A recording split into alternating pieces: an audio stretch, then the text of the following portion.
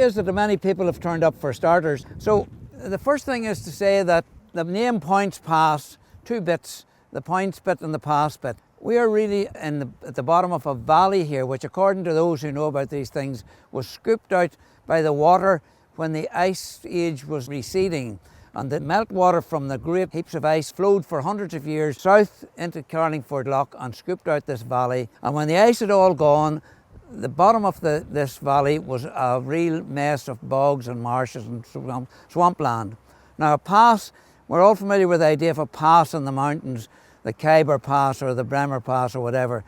A pass here was a pass through this bog or this marsh. There were 2 or 3 places between Lough Neagh and Carlingford Lough where you could get across this bog, and one of them was here.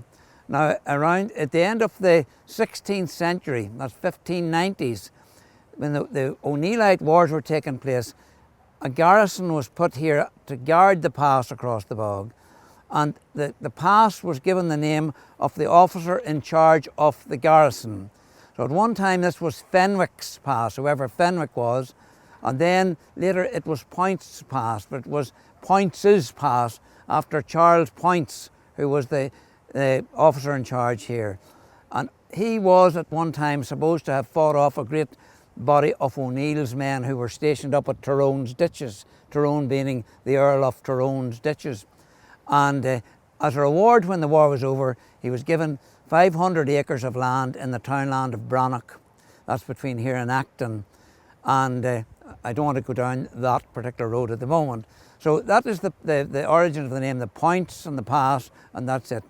Now, this pass was Sir Toby Poynts, son of Charles Poynts, built a wooden bridge across there and wanted to charge tolls. He was before his time for people crossing the bridge, but no one knows whether he ever managed to do it or not. But Poyntzpass, it basically grew up, the village grew up, or little hamlet of some sort grew up around that bridge.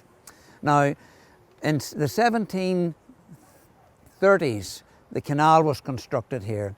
The first mention of the canal was by people attached to King William's army who passed through here, who were surveying as they went and realised that there was a very small fall in the land between here, or rise in the land between Newry and here, and that it could be made into a navigable waterway. So in 1730s, the Irish government, the Irish Parliament in Dublin voted to construct this canal. And it was constructed between 1732 and I think 1741 when the first barges passed down here, bringing coal from Coal Island to Dublin. Now, this is Moody's Locks. I think it's the 12th lock from Newry on the Inland Canal. Moody's Locks was unique in that it was built twice. The first lock was up where the bridge is up there, and Moody's Lock House was built up there at the bridge where those cars are parked. But there was some fault in it, I don't know what, and they had to build the locks again. But by the time they moved the locks to here, they had already built the lock house. And Moody's Lock House is the only lock house which wasn't directly across the towpath from the locks. So the Moody's over the years would have had to come down here to open the locks to let the barges through. We'll move on up the street a wee bit and see what will come up to something else. If you think of anything you want to ask me, do feel free. If I don't know, I shall make it up. See the bridge? You didn't mention the unloading wharves. Oh yes, yes. Well, of course. 78 feet, Frank. Sorry? 78 feet between here and Newry. 78 feet, yes, 78 feet. The same height as the spire in the cathedral in Newry. That's the height of the fall. There was, of course, there was one of the typical hump bridges here which allowed the barges to pass under. That was taken away around 1951 or something like that, I think it was. And then later on, Moody's Lock House, which was dead on the corner here, it was demolished despite the efforts of the local History Society to try to get it retained. The warehouses over there, which were demolished last year, they would have stored things, lots of things like coal and timber and so forth. The canal, which was built to bring coal from Coal Island to Dublin, actually ended up bringing coal from Lancashire coal and so forth up the opposite direction, and basically led to the closing of the coal mines at Coal Island. But things like turf or peat from up that direction, timber, apples, potatoes, anything bulky was brought on the canal and often stored there, and those were quite busy warehouses at one time. Now we're going to go over to the signal cabin. We have the key of the signal cabin. Now, going into the signal cabin, we couldn't all fit in at once. So if we're going to go in an orderly manner, anyone who would like to get in for a minute, and it'll only be a minute, so we'll go that far. All right?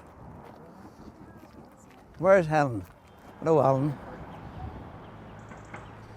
You're at the service, Helen. Come on then. A few people. Get it. Just be careful now. We're not covered for overheads. Just walk in and knock out again.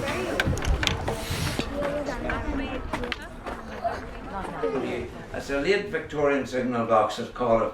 Initially, when this station was opened in 1862, there was no signal box here.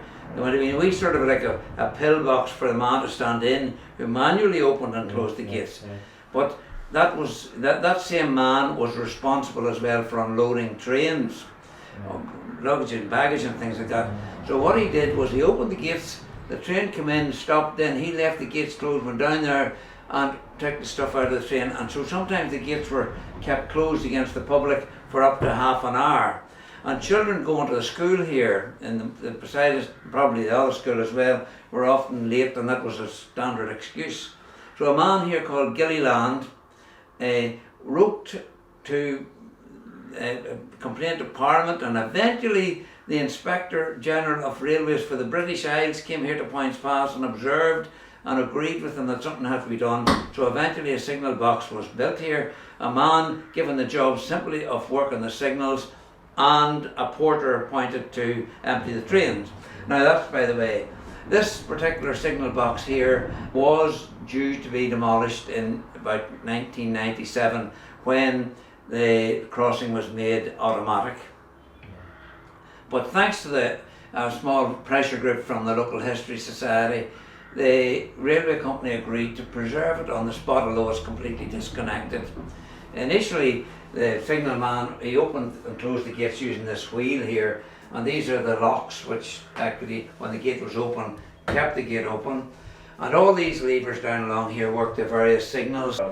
These are quite, there's nothing at the end of them, so they're quite easy pulled. But whenever there was a wire rope, which was it would have been quite a firm quite a pull, yeah. quite a pull, you know. Yeah. And then when he opened the lock on that, then he could turn 2 or 3 turns to this, and the gates would. Interestingly enough, the train might be slightly ahead of time. He would have to close it quite rapidly.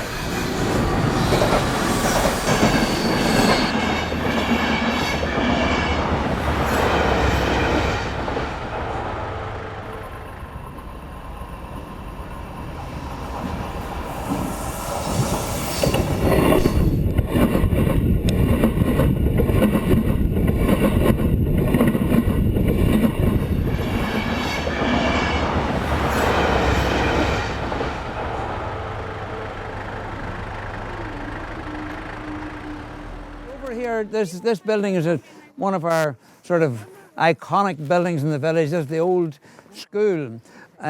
Exactly when that building was put up is hard to say, but there was a school here in 1826, and it was run by an organisation known as the Kildare Place Society, was Church of Ireland Society. Now that building was built, I think, by the Close family. And it consisted, as many of them did, as a male and female schools, one on either side of the front entrance there. There's a possibility that that building was designed and built by the same architect who built Drumbanagher Castle, a Mr. Playfair of Edinburgh, a famous architect of the time. It's not proven one way or the other, but it's quite an ornate building. Unfortunately, the best part of it is what you see. What's behind that is very dilapidated and derelict, really. Now it's a listed building, and hopefully someday somebody will do something with it.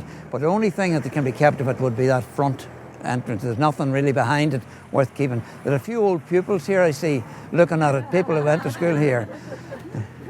There was Mr. Harvey was the principal here for a long time, and he was a very nice man, wasn't he?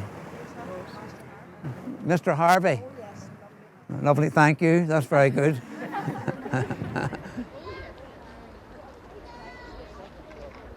stone face on the wall here is a sort of a conundrum. Nobody quite certain sure its origins. One of the things is a lady who was an eminent authority on these things said it was early Christian. Someone else holds it to be Victorian. It was supposed to be brought from a place out in County Down called Drumsalla, where there was a very old church. It was supposed to be given to the Allen family way back near enough 100 years ago, and they built it into the wall there, and later on when the sale yard was opened and that entrance was made bigger, it was re-put into the wall here.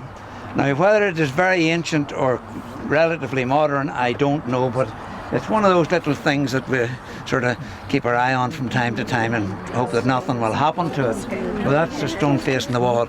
Just across when we're in the same place here, there's the railway bar. Immediately above it is what used to be the constabulary barracks.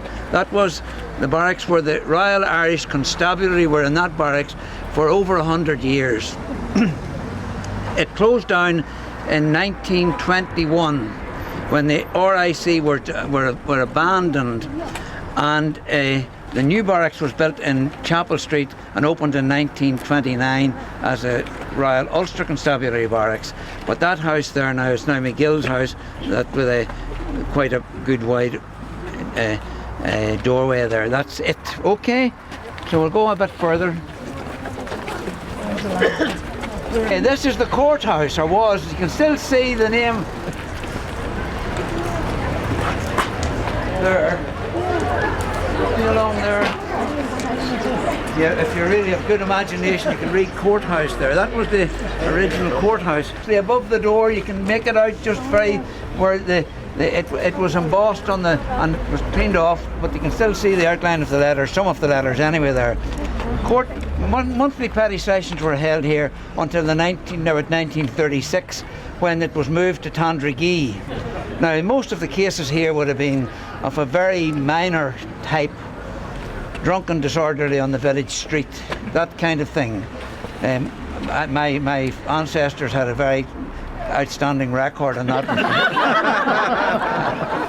Yes, for several generations we excelled. Anyway, I haven't yet followed their example, but you never know. But that's it. But they were usually very petty, and looking back on it, things like cattle wandering on the road, a man driving a horse and cart without a light, that sort of thing. So now we're going to go to the ball alley next. Right. Now the ball alley unfortunately is quite overgrown, but I think it's such a unique place, we'd like you to see it. Right. Okay.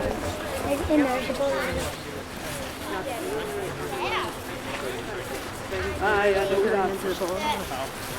know to see it.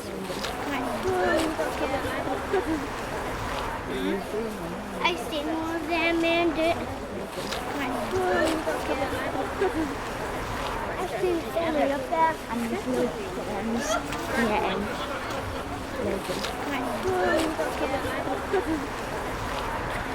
The ball alley is very old. It must be 200 or 300 years old. It could be older than the village of Poyntzpass, in fact.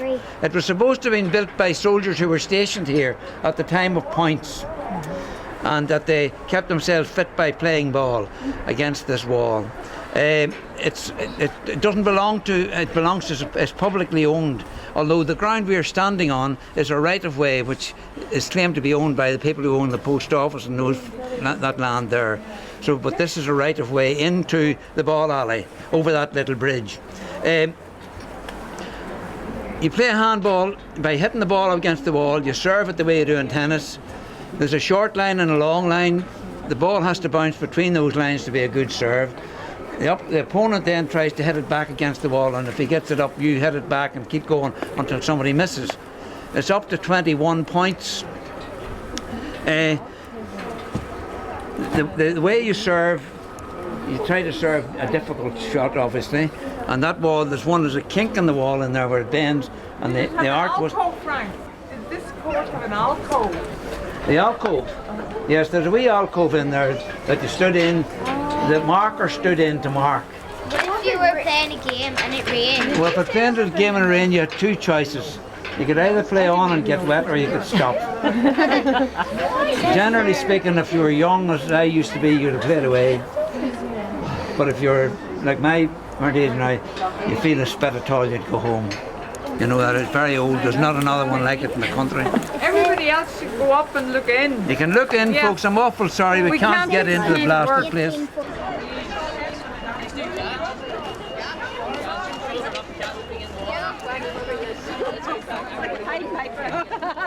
Oh yeah, that's the one. That's what I'm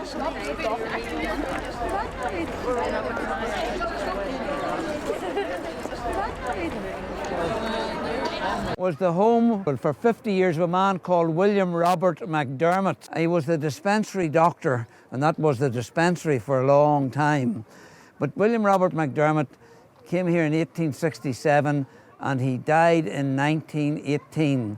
And he was a dispensary doctor. He was famous because he was a great writer, and a great writer to newspapers and magazines and journals and things like that, and expressing his opinion. And he wrote 2 novels. And one of them was particularly interesting. One of them was reproduced about 5 or 6 years ago. It was called The Green Republic, and while it sounds a bit like a manifesto for Sinn Féin, it wasn't. It was actually about the land question and the ownership of land. That was the green he was talking about. And the second book, which is regarded as unique, was written in the local dialect. It's written in an Ulster, a sort of I suppose you could almost say Ulster Scots type dialect, one of the very first books of its type.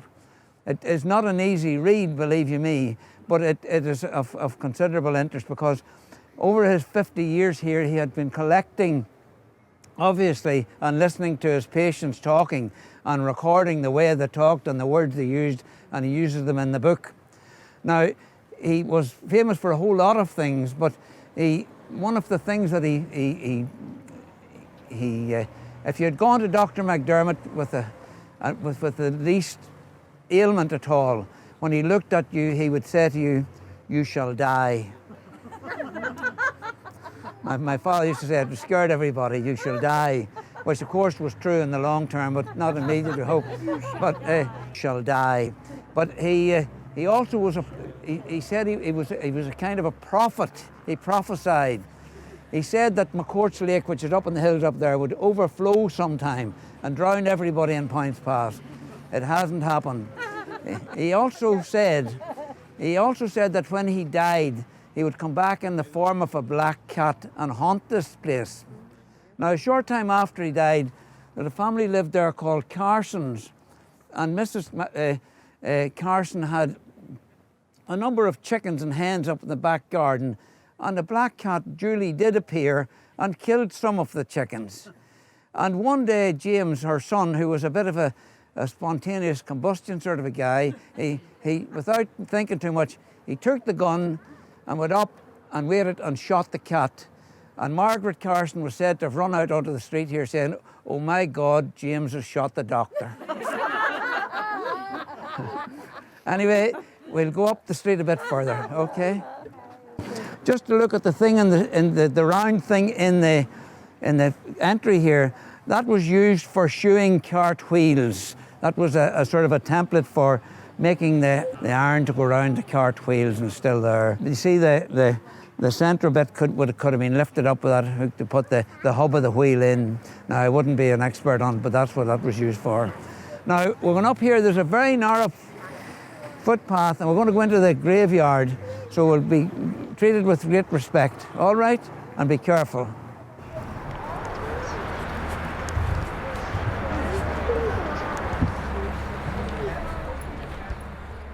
This is the grave of, it says here, Elizabeth Hill, which was actually Elizabeth Lucas, the wife of David Lucas of Drummonargle House, and you see Drummonargle House, and she was the mother of Charles Davis Lucas, the Victoria Cross winner.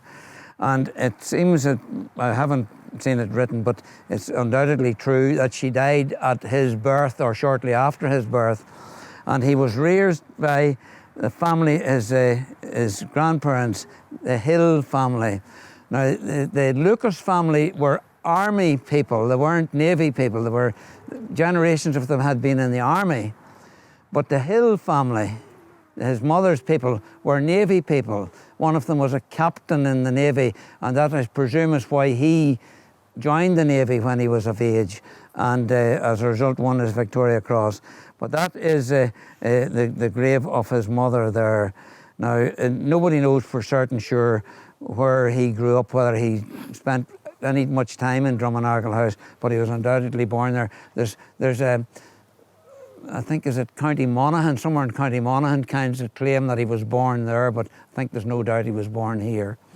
So that is it. Now, the only other thing up this way that we would go to look at, but you could look at it yourself, it's just a plaque on the wall of the Legion Hall commemorating Charles Davis Lucas, the first winner of the Victoria Cross. That was put up by the local History Society. Just round the corner here on the tower, we'll look at the sundial that's put on. There's a unique connection between the Church of Ireland here and the Catholic Church at the far end of the village. Each of them have a sundial which was made by this man Thomas McCreish, who was a school teacher way back. That's made around 1818, I think, is it? 1818, I think it is. 1819, that one, and the other one maybe 1818, I'm not sure which. But that was, he was the teacher. He made there's one in the church here, one in the chapel in Poyntzpass, one in the Summon Chapel, one in Ballyargan. And so far we've found 2 individual people who had commissioned them for their own farmyards or their own houses. The odd thing about it is not one of the sundials in the original place. A sundial has to be made specifically for a place, and it has to be tuned to longitude and latitude and all that sort of thing. And at one time it would have been useful for telling the time, I suppose, up to a point, but sundials are completely redundant now because we don't go by, if you like, natural time. We're all go by British Standard Time, Greenwich Mean Time. At one time, 12 o'clock here would have been when noon was, when the sun was overhead, but noon in London would have been 25 minutes earlier. So, but when the railways came, there had to be standard times for timetables, and so the whole country took on British Standard Time. In Ireland, they took on Dublin Standard Time, and then eventually the whole of the British Isles took on Greenwich Mean Time, and you know the rest. Summertime comes and so forth. Yes? Would it have been on the flat, or would it have been on the wall when it was? It apparently was made to go on a wall like that. Now, the ones that the 2 people have, the private ones, I think were made to sit on top of a pillar of some description. But that there now, the reason I say they're not in the original place, that was made in 1819. The tower of the church here was not built until 1829, so 11 years later, so it was moved. And there are old pictures of the chapel which show the sundial has moved along different parts of the chapel. The one in Ballyargan Chapel, the Ballyargan Chapel for which it's built no longer exists. And the Summon Chapel, likewise, is a new building, much, much more recent and on a different site. So there's none of them on the original site. I wouldn't be relying on them too heavily on telling the time. But they're interesting, they're little historical things. Thank you very much. Thank you, lads. Don't be clapping anymore, you'll go to my head.